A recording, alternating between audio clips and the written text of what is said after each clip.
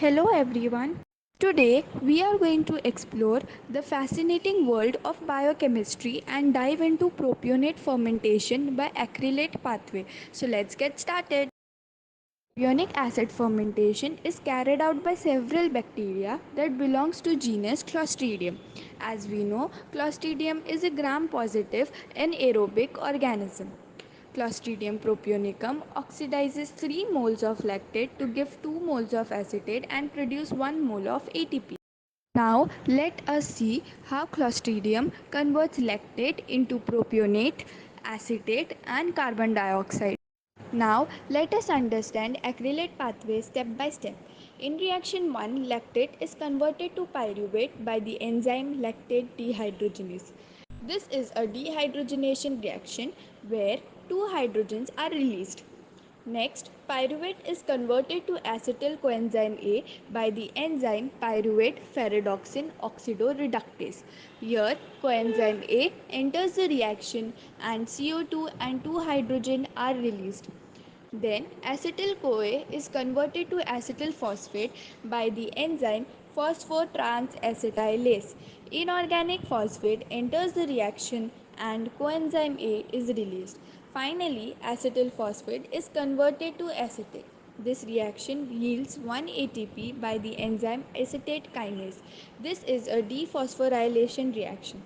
As you can see, during this oxidation, 4 hydrogen molecules are released which is needed to be utilized. The electron acceptor is created from second and third molecule of lactate. Lactate acquires a CoA and is converted to lactyl CoA by enzyme CoA transferase. Further, lactyl CoA is dehydrated to yield acrylyl CoA by lactyl CoA dehydratase. Then acrylyl CoA is reduced to propionyl CoA. Here the 4 hydrogen which were released are utilized. Hence fermentation is balanced. In the last step, propionate is produced from propionyl CoA. CoA is removed. This CoA which is removed here is utilized in the step where lactate is converted to lactyl CoA. This is done by enzyme CoA transferase.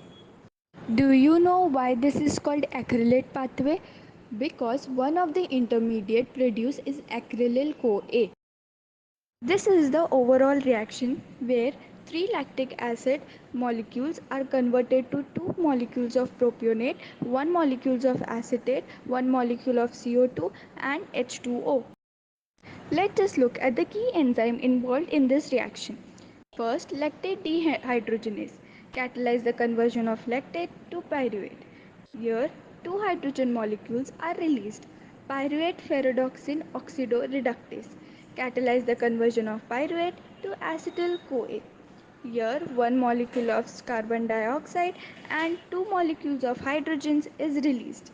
Phosphotransacetylase conversion of acetyl CoA to acetyl phosphate. Here, inorganic phosphate enters and CoH is released. Acetate kinase conversion of acetyl phosphate to acetate. Here, dephosphorylation reaction takes place. This means ATP is released. CoA transferase. Here two reactions takes place. Conversion of lactate to lactyl CoA. CoH is utilized and conversion of propionyl CoA to propionate. Here CoH is released. Lactyl CoA dehydratase. Conversion of lactyl CoA to acrylyl CoA. Water is released. Dehydrogenase. Conversion of acrylyl CoA to propionyl CoA. Here 4 hydrogens are utilized. Points to remember: 4 hydrogen molecules are released and 4 hydrogen molecules are utilized. Therefore, the fermentation is balanced. 1 molecule of ATP is released. 2 molecules of propionate, 1 molecule of acetate, 1 molecule of CO2 is released. What can be learned from this pathway? Under anaerobic conditions, bacteria use this method for producing ATP. The acrylate pathway involves the use of coenzyme A, a crucial coenzyme in various metabolic reactions, providing insights into coenzyme A metabolism and its regulation. The production of acetate is pre-assumed to be associated with synthesis of ATP. Thank you for joining me on this journey through the acrylate pathway. I hope you found it informative and engaging.